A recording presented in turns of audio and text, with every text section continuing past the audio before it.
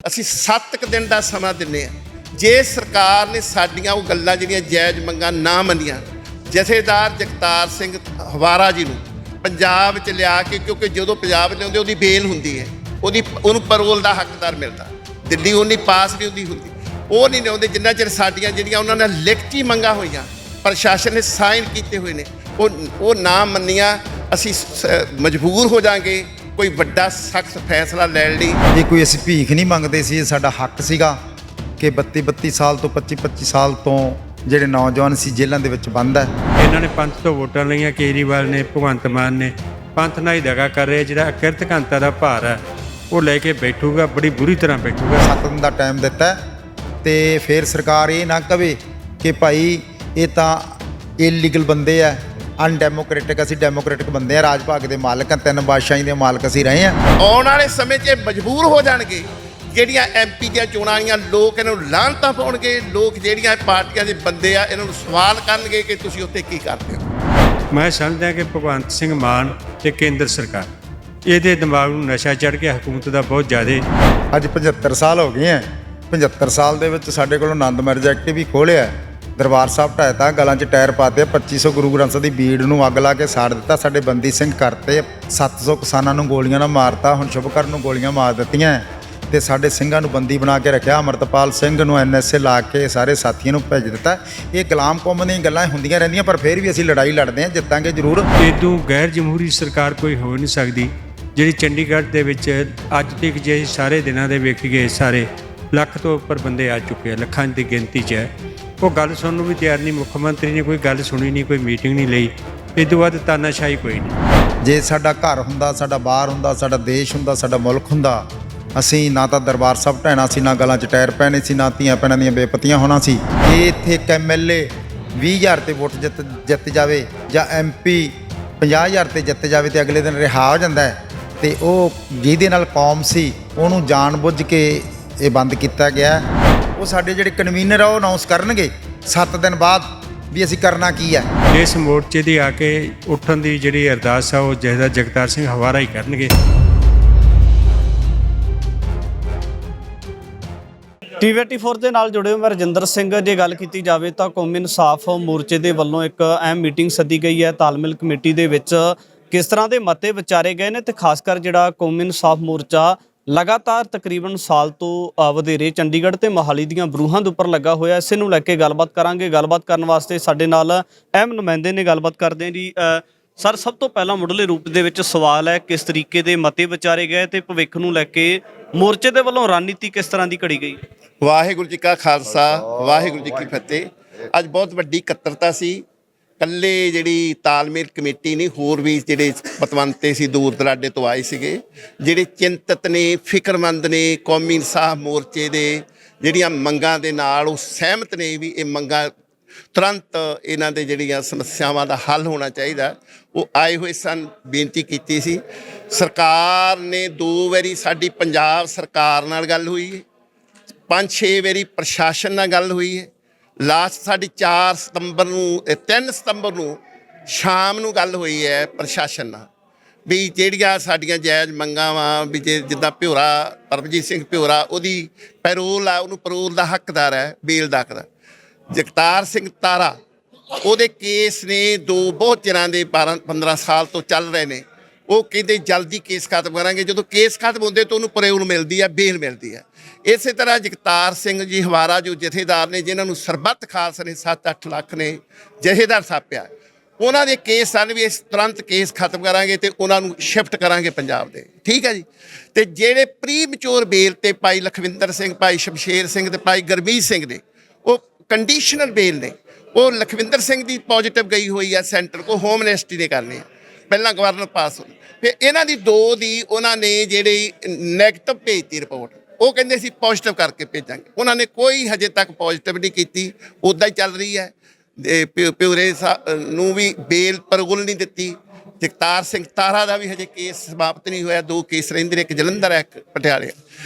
ਅਸੀਂ ਹੁਣ ਅੱਜ ਇੱਥੇ ਇਕੱਤਰਤਾ ਕੀਤੀ ਆ। ਅਸੀਂ 7 ਦਿਨ ਦਾ ਸਮਾਂ ਦਿੰਦੇ ਹਾਂ। ਜੇ ਸਰਕਾਰ ਨੇ ਸਾਡੀਆਂ ਉਹ ਗੱਲਾਂ ਜਿਹੜੀਆਂ ਜਾਇਜ਼ ਮੰਗਾਂ ਨਾ ਮੰਨੀਆਂ, ਜਥੇਦਾਰ ਜਗਤਾਰ ਸਿੰਘ ਹਵਾਰਾ ਜੀ ਨੂੰ ਪੰਜਾਬ 'ਚ ਲਿਆ ਕੇ, ਕਿਉਂਕਿ ਜਦੋਂ ਪੰਜਾਬ 'ਚ ਲਿਆਉਂਦੇ ਉਹਦੀ ਬੇਲ ਹੁੰਦੀ ਹੈ, ਉਹਨੂੰ ਪਰੋਲ ਦਾ ਹੱਕਦਾਰ ਮਿਲਦਾ। ਦਿੱਲੀ ਉਨੀ ਪਾਸ ਨਹੀਂ ਹੁੰਦੀ ਉਹ ਨਹੀਂ ਲਿਆਉਂਦੇ ਜਿੰਨਾ ਚਿਰ ਸਾਡੀਆਂ ਜਿਹੜੀਆਂ ਉਹਨਾਂ ਨੇ ਲਿਖਤੀ ਮੰਗਾਂ ਹੋਈਆਂ, ਪ੍ਰਸ਼ਾਸਨ ਨੇ ਸਾਈਨ ਕੀਤੇ ਹੋਏ ਨੇ, ਉਹ ਨਾ ਮੰਨੀਆਂ, ਅਸੀਂ ਮਜਬੂਰ ਹੋ ਜਾਾਂਗੇ ਕੋਈ ਵੱਡਾ ਸਖਤ ਫੈਸਲਾ ਲੈਣ ਲਈ। ਅੱਜ ਸਾਰੀ ਜਿਹੜੀ ਸੰਗਤ ਆਈ ਹੈ, ਜਿੰਨੇ ਵੀ ਇੱਥੇ ਸਿੰਘ ਆਏ ਨੇ, ਤਾਲਮੇਲ ਕਮੇਟੀ ਦੇ ਜਾਂ ਪਤਵੰਤ ਤੇ, ਉਹਨਾਂ ਨੇ ਇੱਕ ਸੁਰ ਹੋ ਕੇ ਕਿਹਾ ਮੋਰਚੇ 'ਚ ਕੋਈ ਪ੍ਰੋਬਲਮ ਨਹੀਂ। ਜਿਹੜੀਆਂ ਗਲਤ ਕਮੈਂਟਸ ਆਉਂਦੇ ਨੇ, ਗਲਤ ਧਰਾਵਾਂ ਬਣ ਗਈਆਂ ਨੇ, ਇੱਕ ਵੀਡੀਓ ਵੀ ਪਈ ਹੈ ਕਿ ਉੱਡ ਗਿਆ ਜੀ, ਹਨੇਰੀ ਆ ਗਈ, ਝੱਖੜ ਆ ਗਈ। ਮੈਂ 1:45 ਵਜੇ ਜਾ ਕੇ ਨੌਜਵਾਨ ਮੁੰਡਿਆਂ ਜਗਾ ਕੇ ਸਾਰਾ ਚੈੱਕ ਕੀਤਾ। ਉਹ ਜਿਹੜੀ ਇੱਕ ਸ਼ੈੱਡ ਹੈ, ਜਿਹੜੀ ਪੱਕੀ ਸ਼ੈੱਡ ਬਣੀ ਆ, ਜਿੱਥੇ ਪੱਕੀ ਬਹੁਤ ਸੋਹਣੀ ਪਾਲਕੀ ਹਜੂਰ ਸਾਹਿਬ ਬਾਬਿਆਂ ਨੇ ਦਿੱਤੀ, ਉੱਥੇ ਕੋਈ ਪ੍ਰੋਬਲਮ ਨਹੀਂ। ਇੱਕ ਬਹੁਤ ਵੱਡੀ ਉਰੇ ਸ਼ੈੱਡ ਹੈ, ਉਹਦੀਆਂ ਤਰਪੈਲਾਂ ਉੱਡ ਜਾਂਦੀਆਂ ਨੇ, ਹੋਰ ਉੱਡ ਜਾਂਦੀਆਂ, ਬਾਂਸ ਉੱਡ ਜਾਂਦੇ ਨੇ, ਉਹ ਇੱਕ ਛਾਂ ਲਈ ਆ ਕੇਵਲ। ਉਹ ਗਲਤ ਪ੍ਰਚਾਰ ਕਰ ਰਿਹਾ, ਪ੍ਰਸ਼ਾਸਨ ਵੀ ਕਰ ਰਿਹਾ, ਕਈ ਸੋਸ਼ਲ ਮੀਡੀਆ ਤੇ ਸਿਰਫ ਫੇਮ ਲੈਣ ਵਾਸਤੇ ਕਰਦੇ ਨੇ, ਉਹਨਾਂ ਨੂੰ ਤਾੜਨਾ ਦਿੰਦੇ ਆ। ਜਿਹਨੇ ਵੀ ਸੋਸ਼ਲ ਮੀਡੀਆ ਤੇ ਕੋਈ ਵੀਡੀਓ ਪਾਉਣੀ ਆ, ਉਹ ਸਾਨੂੰ ਆ ਕੇ ਪੁੱਛਣ, ਆਣ ਕੇ ਦੇਖਣ। ਅਸੀਂ ਸਾਰੇ ਗੁਰਸਿੱਖ ਹੈ, ਗੁਰੂ ਗ੍ਰੰਥ ਸਾਹਿਬ ਦੀ ਭੈ ਭਾਵਨਾ 'ਚ ਰਹਿਣ ਵਾਲੇ। ਅਸੀਂ ਕਦੀ ਵੀ ਗੁਰੂ ਗ੍ਰੰਥ ਸਾਹਿਬ ਦੀ ਬੇਅਦਬੀ ਬਰਦਾਸ਼ਤ ਨਹੀਂ ਕਰਦੇ, ਤਾਂ ਅਸੀਂ ਕਰਾਵਾਂਗੇ ਕਿਉਂ? ਫਰਾਂਸ ਸਾਹਿਬ, ਵੱਡਾ ਸਵਾਲ ਹੈ, ਜਿਸ ਤਰੀਕੇ ਦੇ ਨਾਲ ਤਮਾਮ ਸਾਰੀਆਂ ਚੁਣੌਤੀਆਂ ਹੱਲ ਹੁੰਦੀਆਂ ਨਜ਼ਰ ਆਈਆਂ ਨੇ, ਤੇ ਬਹੁਤ ਸਾਰੀਆਂ ਚੁਣੌਤੀਆਂ ਇਸ ਤਰ੍ਹਾਂ ਦੀਆਂ ਵੀ ਨੇ ਜਿਨ੍ਹਾਂ ਨੂੰ ਹੱਲ ਕਰਨਾ ਬਾਕੀ ਹੈ। ਪਰ ਦੂਜੇ ਪਾਸੇ ਦੇਖਿਆ ਜਾਵੇ ਤਾਂ ਚੋਣ ਜ਼ਾਬਤਾ ਬਿਲਕੁਲ ਨੇੜੇ ਹੈ। ਚੋਣ ਜ਼ਾਬਤੇ ਨੂੰ ਮੁੱਖ ਰੱਖਦਿਆਂ ਹੋਇਆਂ ਇਸ ਤਰ੍ਹਾਂ ਦੇ ਕੁਝ ਫੈਸਲੇ ਵੀ ਲਏ ਗਏ ਜਿਹੜਾ ਸਰਕਾਰ ਦੇ ਉੱਪਰ ਜਲਦੀ ਦੇ ਨਾਲ ਦਬਾਅ ਬਣਾਇਆ ਜਾ ਸਕੇ। ਬਿਲਕੁਲ ਲਵਾਂਗੇ ਜੀ। ਸਾਡੇ ਨਾਲ ਵੀਰ ਜੀ ਕਾਹਨ ਸਿੰਘ ਵਾਲਾ ਨੇ, ਜਿਹੜੀ ਸ਼੍ਰੋਮਣੀ ਅਕਾਲੀ ਦਲ ਅੰਮ੍ਰਿਤਸਰ ਫਤਿਹ ਦੇ ਮੁਖੀ ਨੇ। ਸਾਡੇ ਨਾਲ ਭਾਈ ਗੁਰਦੀਪ ਸਿੰਘ ਜੀ ਬਠਿੰਡਾ ਨੇ, ਜਿਹੜੇ 4 ਜਥੇਬੰਦੀਆਂ ਨੇ ਸਮਾ ਕੇ ਇਕੱਠੇ ਹੋ ਕੇ ਇੱਕ ਜਥੇਬੰਦੀ ਬਣਾਈ ਹੈ, ਸ਼ੇਰੇ ਪੰਜਾਬ ਅਕਾਲੀ ਦਲ। ਸਾਡੇ ਨਾਲ ਜੈਨ ਸਾਹਿਬ ਵੀ ਆਏ ਨੇ, ਹੋਰ ਨੇ, ਇਹ ਵੀਰ ਜੀ ਖੜੇ ਨੇ, ਆਪਣੇ ਭਾਈ ਜਰਨੈਲ ਸਿੰਘ ਮਰੋੜ, ਬਹੁਤ ਹੀ ਦੂਰ ਦੂਰ ਤੋਂ ਪਤਵੰਤੇ ਆਏ ਨੇ। ਤੁਸੀਂ ਬਾਕੀ ਇਹਨਾਂ ਨਾਲ ਵਿਚਾਰ ਕਰੋ, ਮੈਂ ਥੋੜ੍ਹਾ ਜਿਹਾ ਜਾਣਾ ਹੈ। ਬੇਨਤੀ ਇਹ ਹੈ ਕਿ ਇੱਦਾਂ ਦਾ ਸਖਤ ਪ੍ਰੋਗਰਾਮ ਦਿਆਂਗੇ। ਸਾਨੂੰ ਪੂਰਾ ਯਕੀਨ ਆ, ਲੋਕ ਸ਼ਕਤੀ ਤੇ ਯਕੀਨ ਆ, ਲੋਕਾਂ ਵਿੱਚ ਸਾਡਾ ਵਿਸ਼ਵਾਸ ਹੈ। ਸਾਨੂੰ ਵੀ ਲੋਕ ਜੇ ਪਿਆਰ ਕਰਦੇ ਨੇ, ਇਸ ਸਰਕਾਰ ਦੀਆਂ ਇਕੱਲੀ ਦੀਆਂ ਨਹੀਂ, ਦੋਹਾਂ ਸਰਕਾਰ ਦੀਆਂ ਚੂੜਾਂ ਹਰਾਵਾਂਗੇ। ਆਉਣ ਵਾਲੇ ਸਮੇਂ 'ਚ ਮਜਬੂਰ ਹੋ ਜਾਣਗੇ। ਜਿਹੜੀਆਂ MP ਦੀਆਂ ਚੋਣਾਂ ਆਈਆਂ, ਲੋਕ ਇਹਨਾਂ ਨੂੰ ਲਾਹਨਤਾਂ ਪਾਉਣਗੇ। ਲੋਕ ਜਿਹੜੀਆਂ ਪਾਰਟੀਆਂ ਦੇ ਬੰਦੇ ਆ, ਇਹਨਾਂ ਨੂੰ ਸਵਾਲ ਕਰਨਗੇ ਕਿ ਤੁਸੀਂ ਉੱਥੇ ਕੀ ਕਰਦੇ ਹੋ। ਸਾਡੇ ਨਾਲ ਜਸਕਰਨ ਸਿੰਘ ਕਾਹਨ ਸਿੰਘ ਵਾਲਾ ਵੀ ਹਾਜ਼ਰ ਨੇ, ਉਹਨਾਂ ਦੇ ਨਾਲ ਗੱਲਬਾਤ ਕਰਾਂਗੇ। ਕਾਹਨ ਸਿੰਘ ਵਾਲਾ ਜੀ, ਜੇ ਦੇਖਿਆ ਜਾਵੇ ਤਾਂ ਜਿਸ ਤਰੀਕੇ ਦੇ ਨਾਲ ਕੌਮੀ ਇਨਸਾਫ ਮੋਰਚੇ ਦੀ ਜਦੋਂ ਗੱਲ ਚੱਲਦੀ ਆ, ਉਹ ਵੀ ਦਿਨ ਸੀ ਜਦੋਂ ਪੂਰਾ ਸਿਖਰਾਂ ਦੇ ਉੱਪਰ ਸੀ। ਪਰ ਕਿਤੇ ਨਾ ਕਿਤੇ ਇੱਕ ਪਾਸੇ ਚੋਣ ਜ਼ਾਬਤਾ ਨੇੜੇ ਆ, ਤੇ ਇੱਕ ਪਾਸੇ ਮੋਰਚੇ ਦੇ ਵਿੱਚ ਇਹ ਵੀ ਗੱਲ ਕਹੀ ਜਾਂਦੀ ਹੈ ਕਿ ਜਿਹੜੀ ਆਵਾਮ ਹੈ, ਉਹਨਾਂ ਦੀ ਗਿਣਤੀ ਬਹੁਤਾਤ ਦੇ ਵਿੱਚ ਬਹੁਤ ਜ਼ਿਆਦਾ ਘਟੀ ਹੈ। ਕਿਵੇਂ ਦੇਖਦੇ ਹੋ ਜੀ ਪੂਰੀ ਪ੍ਰਕਿਰਿਆ? ਬਾਕੀ ਸਰਕਾਰਾਂ ਆਉਂਦੀਆਂ ਜਾਂਦੀਆਂ ਰਹਿੰਦੀਆਂ, ਚੋਣ ਜ਼ਾਬਤੇ ਵੀ ਲੱਗਦੇ ਰਹਿੰਦੇ ਆ ਤੇ ਹਟਦੇ ਰਹਿੰਦੇ ਆ। ਪਰ ਅੱਜ ਕੌਮੀ ਇਨਸਾਫ ਮੋਰਚਾ ਜੋ ਬੰਦੀ ਸਿੰਘਾਂ ਦੀ ਰਿਹਾਈ ਨੂੰ ਲੈ ਕੇ ਲੱਗਿਆ ਸੀ, ਇਹ ਕੋਈ ਅਸੀਂ ਭੀਖ ਨਹੀਂ ਮੰਗਦੇ ਸੀ, ਇਹ ਸਾਡਾ ਹੱਕ ਸੀਗਾ ਕਿ 32 ਸਾਲ ਤੋਂ 25 ਸਾਲ ਤੋਂ ਜਿਹੜੇ ਨੌਜਵਾਨ ਸੀ ਜੇਲ੍ਹਾਂ ਦੇ ਵਿੱਚ ਬੰਦ ਹੈ। ਜੇ ਬੰਦਾ ਕੋਈ ਇੱਕ ਕਤਲ ਦੇ ਕੇਸ 'ਚ ਹੋਵੇ ਤਾਂ ਉਹ 20 ਸਾਲ ਦੀ ਕੈਦ ਹੁੰਦੀ ਹੈ, ਤੇ ਉਹ 10 ਸਾਲ ਬਾਅਦ ਨਕਸ਼ਾ ਤੁਰ ਕੇ ਉਹ 10.5 11 ਸਾਲ ਬਾਅਦ ਉਹ ਰਿਹਾ ਹੋ ਜਾਂਦਾ ਹੈ। ਇੰਡੀਅਨ ਸਟੇਟ ਸਾਨੂੰ ਲੱਤ ਥੱਲੋਂ ਲੰਘਾਉਣਾ ਚਾਹੁੰਦੀ ਹੈ ਤੇ ਸਾਨੂੰ ਜਲਾਲਤ ਦੇਣਾ ਚਾਹੁੰਦੀ ਹੈ, ਕਿਉਂਕਿ ਅਸੀਂ ਗੁਲਾਮ ਬੰਦੇ ਹਾਂ। ਜੇ ਸਾਡਾ ਘਰ ਹੁੰਦਾ, ਸਾਡਾ ਬਾਰ ਹੁੰਦਾ, ਸਾਡਾ ਦੇਸ਼ ਹੁੰਦਾ, ਸਾਡਾ ਮੁਲਕ ਹੁੰਦਾ, ਅਸੀਂ ਨਾ ਤਾਂ ਦਰਬਾਰ ਸਾਹਿਬ ਢਹਿਣਾ ਸੀ, ਨਾ ਗਲਾਂ 'ਚ ਟਾਇਰ ਪੈਣੇ ਸੀ, ਨਾ ਧੀਆਂ ਭੈਣਾਂ ਦੀਆਂ ਬੇਪਤੀਆਂ ਹੋਣਾ ਸੀ, ਨਾ ਹੀ ਸਾਡੇ ਬੰਦੀ ਸਿੰਘ ਹੋਣੇ ਸੀ। ਕੌਮ ਦਾ ਜਿਹੜਾ ਜਥੇਦਾਰ ਭਾਈ ਜਗਤਾਰ ਸਿੰਘ ਹਵਾਰਾ, ਜਿਨ੍ਹਾਂ ਨੂੰ 10 ਲੱਖ ਇਕੱਠ ਦੇ ਵਿੱਚ ਆਮ 7 ਲੱਖ ਕਹਿੰਦੇ ਆ, ਮੈਂ ਤਾਂ ਸਟੇਟ ਸੈਕਟਰੀ 10 ਲੱਖ ਤੋਂ ਵੱਧ ਇਕੱਠ ਸੀਗਾ। ਤੇ ਜੇ ਇੱਥੇ ਇੱਕ MLA 20,000 ਤੇ ਵੋਟ ਜਿੱਤ ਜਾਵੇ ਜਾਂ MP 50,000 ਤੇ ਜਿੱਤ ਜਾਵੇ ਤੇ ਅਗਲੇ ਦਿਨ ਰਿਹਾ ਹੋ ਜਾਂਦਾ ਹੈ, ਤੇ ਉਹ ਜਿਹਦੇ ਨਾਲ ਕੌਮ ਸੀ ਉਹਨੂੰ ਜਾਣਬੁੱਝ ਕੇ ਇਹ ਬੰਦ ਕੀਤਾ ਗਿਆ। ਅੱਜ ਤਾਲਮੇਲ ਕਮੇਟੀ ਦੀ ਮੀਟਿੰਗ ਹੋਈ ਸੀਗੀ, ਤੇ ਤਾਲਮੇਲ ਕਮੇਟੀ ਨੇ ਫੈਸਲਾ ਬੜਾ ਸ਼ਾਂਤੀਪੂਰਵਕ ਹੋਇਆ, ਸਾਰੇ ਆਗੂ ਇੱਥੇ ਇਕੱਠੇ ਹੋਏ ਸੀ। ਅਸੀਂ ਤਾਂ ਇਹੀ ਕਹਿਣਾ ਚਾਹੁੰਦੇ ਹਾਂ ਕਿ ਇਹ ਜਿਹੜੇ ਸਾਡੇ 7 ਦਿਨ ਦੇ ਵਿੱਚ ਜਿਹੜੇ ਸਾਡੇ ਨੌਜਵਾਨ ਹੈ, ਜਿਹੜੇ ਸਾਡੇ ਬੰਦੀ ਸਿੰਘ ਹੈ, ਉਹਨਾਂ ਦਾ ਜਿਹੜਾ ਇੱਥੇ ਬੈਠ ਕੇ ਸਰਕਾਰ ਦੇ ਨਾਲ ਇੱਕ ਲਿਖਤੀ ਵਾਅਦਾ ਹੋਇਆ ਸੀ, ਜਿਹਦੇ ਵਿੱਚ 3 ਵਕੀਲ ਸਾਹਿਬਾਨ ਸਨ, ਇੱਕ ਹੋਰ ਤੇ 4 ਜਾਣੇ ਸੀ, ਤੇ ਉਹਨਾਂ ਦੇ ਵਿੱਚ ਕਿਹਾ ਸੀ ਕਿ ਭਾਈ ਸ਼ਮਸ਼ੇਰ ਸਿੰਘ ਨੂੰ, ਭਾਈ ਲਖਵਿੰਦਰ ਸਿੰਘ ਨੂੰ ਤੇ ਭਾਈ ਗੁਰਮੀਤ ਸਿੰਘ ਹੋਰਾਂ ਨੂੰ, ਤੇ ਇਹਨਾਂ ਨੂੰ ਸਾਰਿਆਂ ਨੂੰ ਪੱਕੀ ਪਰੋਲ ਦੇ ਦਿਆਂਗੇ। ਤੇ ਭਾਈ ਜਗਤਾਰ ਸਿੰਘ ਤਾਰਾ ਤੇ ਭਾਈ ਪਰਮਜੀਤ ਸਿੰਘ ਭਿਓਰਾ, ਉਹਨਾਂ ਨੂੰ ਬੇਲ ਤੇ ਆਉਣਾ ਸ਼ੁਰੂ ਹੋ ਜਾਣਗੇ। ਉਹ ਇਹਨਾਂ ਨੇ ਨਹੀਂ ਕੀਤਾ, ਇਸ ਕਰਕੇ ਵਾਅਦੇ ਉੱਤੇ ਮੁੱਕਰੇ ਹੋਏ ਆ। ਤੇ ਅੱਜ ਤਾਲਮੇਲ ਕਮੇਟੀ ਨੇ ਫੈਸਲਾ ਕੀਤਾ 7 ਦਿਨ ਦਾ ਟਾਈਮ ਦਿੱਤਾ ਤੇ ਫਿਰ ਸਰਕਾਰ ਇਹ ਨਾ ਕਵੇ ਕਿ ਭਾਈ ਇਹ ਤਾਂ ਇਲੀਗਲ ਬੰਦੇ ਆ, ਅਨਡੈਮੋਕ੍ਰੈਟਿਕ। ਅਸੀਂ ਡੈਮੋਕ੍ਰੈਟਿਕ ਬੰਦੇ ਆ, ਰਾਜ ਭਾਗ ਦੇ ਮਾਲਕ ਆ, 3 ਬਾਦਸ਼ਾਹੀ ਦੇ ਮਾਲਕ ਅਸੀਂ ਰਹੇ ਆ ਤੇ ਤੁਰੰਤ ਸਾਡੇ ਵਾਅਦੇ ਕੀਤੇ ਉਹਨੂੰ ਪੂਰੇ ਕਰੇ। ਪੰਜਾਬ ਦੀ ਜਿਹੜੀ ਸੱਤਾ ਧਿਰ ਮੰਨੀ ਜਾਂਦੀ ਹੈ ਉਹ ਦਾਅਵਾ ਕਰਦੀ ਹੈ ਕਿ ਖਾਸ ਕਰ ਜਿਹੜੀ ਸਾਡੀ ਮੌਜੂਦਾ ਪਾਰਟੀ ਹੈ ਦੂਜੀ ਪਾਰਟੀਆਂ ਦੇ ਨਾਲੋਂ ਹਟ ਕੇ ਹੈ, ਖਾਸ ਕਰ ਜਿਹੜੇ ਲੋਕਾਂ ਦੇ ਸਾਹਮਣੇ ਚੁਣੌਤੀਆਂ ਉਹਨਾਂ ਨੂੰ ਹੱਲ ਕਰ ਰਹੇ ਆ ਤੇ ਇਸ ਚੀਜ਼ ਨੂੰ ਵੀ ਤਰਜੀਹ ਦਿੱਤੀ ਜਾਂਦੀ ਹੈ ਕਿ ਪਹਿਲ ਦੇ ਆਧਾਰ ਤੇ ਬੈਠ ਕੇ ਟੇਬਲ ਟਾਕ ਕੀਤੀ ਜਾਂਦੀ ਹੈ। ਪਰ ਜੇ ਕੌਮੀ ਮੋਰਚੇ ਦੀ ਗੱਲ ਹੋਵੇ, 1.25 ਸਾਲ ਦਾ ਸਮਾਂ ਹੋ ਚੱਲਿਆ ਹੈ, ਤਕਰੀਬਨ 1-2 ਮੀਟਿੰਗਾਂ ਤੋਂ ਇਲਾਵਾ ਇਸ ਤਰ੍ਹਾਂ ਦਾ ਕੋਈ ਵੀ ਸੱਟਾ ਸਾਹਮਣੇ ਨਹੀਂ ਆਇਆ। ਨਹੀਂ 1.25 ਸਾਲ ਕਾਹਦੀ ਹੈ ਜੀ, ਅੱਜ 1947 ਚੋਂ ਦੇਸ਼ ਦੀ ਵੰਡ ਹੋਈ ਹੈ, ਅੱਜ 75 ਸਾਲ ਹੋ ਗਏ ਹੈ। 75 ਸਾਲ ਦੇ ਵਿੱਚ ਸਾਡੇ ਕੋਲ ਆਨੰਦ ਮੈਰਿਜ ਐਕਟ ਵੀ ਖੋਲ੍ਹਿਆ, ਦਰਬਾਰ ਸਾਹਿਬ ਢਾਇਆ ਤਾਂ, ਗਲਾਂ 'ਚ ਟਾਇਰ ਪਾਤੇ, 2500 ਗੁਰੂ ਗ੍ਰੰਥ ਸਾਹਿਬ ਦੀ ਬੀੜ ਨੂੰ ਅੱਗ ਲਾ ਕੇ ਸਾੜ ਦਿੱਤਾ, ਸਾਡੇ ਬੰਦੀ ਸਿੰਘ ਕਰਤੇ, ਪੰਜਾਬ ਲੁੱਟ ਲਿਆ, ਚੰਡੀਗੜ੍ਹ ਲੁੱਟ ਲਿਆ, ਹਾਈ ਕੋਰਟ ਲੁੱਟਦੀ ਹੈ, 700 ਕਿਸਾਨਾਂ ਨੂੰ ਗੋਲੀਆਂ ਨਾਲ ਮਾਰਤਾ, ਹੁਣ ਸ਼ੁਭਕਰਨ ਨੂੰ ਗੋਲੀਆਂ ਮਾਰ ਦਿੱਤੀਆਂ ਤੇ ਸਾਡੇ ਸਿੰਘਾਂ ਨੂੰ ਬੰਦੀ ਬਣਾ ਕੇ ਰੱਖਿਆ। ਅਮਰਤਪਾਲ ਸਿੰਘ ਨੂੰ NSA ਲਾ ਕੇ ਸਾਰੇ ਸਾਥੀਆਂ ਨੂੰ ਭੇਜ ਦਿੱਤਾ। ਇਹ ਗੁਲਾਮ ਕੌਮ ਦੀਆਂ ਗੱਲਾਂ ਹੁੰਦੀਆਂ ਰਹਿੰਦੀਆਂ, ਪਰ ਫਿਰ ਵੀ ਅਸੀਂ ਲੜਾਈ ਲੜਦੇ ਹਾਂ, ਜਿੱਤਾਂਗੇ ਜ਼ਰੂਰ। ਸਰਕਾਰ ਨੂੰ ਚੇਤਾਵਨੀ ਹੈ ਕਿ ਤੁਰੰਤ ਜਿਹੜੀਆਂ ਸਾਡੇ ਨਾਲ ਵਾਅਦੇ ਕੀਤੇ ਸੀ ਟੇਬਲ ਤੇ ਬੈਠ ਕੇ ਸਾਡੇ ਲੀਡਰਾਂ ਨਾਲ, ਨਹੀਂ ਤਾਂ ਅਗਲਾ ਪ੍ਰੋਗਰਾਮ ਦਿੱਤਾ ਜਾਵੇਗਾ। ਭਾਈ ਗੁਰਦੀਪ ਸਿੰਘ ਜਿਹੜੇ ਲਗਾਤਾਰ ਇੱਥੇ ਕਰ ਰਹੇ ਹੈ, ਸ਼ੇਰੇ ਪੰਜਾਬ ਅਕਾਲੀ ਦਲ ਦੇ ਉਹ ਪ੍ਰਧਾਨ ਹੈ, ਉਹ ਹੁਣ ਅਗਲੀ ਗੱਲ ਦੱਸਣਗੇ ਅਸੀਂ ਕਰਾਂਗੇ ਕੀ। ਉਹ ਸਾਰਾ ਪ੍ਰੋਗਰਾਮ ਬਣਿਆ ਹੋਇਆ, ਉਹ ਸਾਡੇ ਜਿਹੜੇ ਕਨਵੀਨਰ ਆ ਉਹ ਅਨਾਉਂਸ ਕਰਨਗੇ 7 ਦਿਨ ਬਾਅਦ ਵੀ ਅਸੀਂ ਕਰਨਾ ਕੀ ਹੈ। ਉਹ ਪ੍ਰੋਗਰਾਮ ਅੱਜ ਨਜਿੱਠ ਲਿਆ ਬੈਠ ਕੇ ਤੇ ਅਸੀਂ ਪ੍ਰੋਗਰਾਮ ਅਗਲਾ ਜ਼ਰੂਰ ਦੇਵਾਂਗੇ।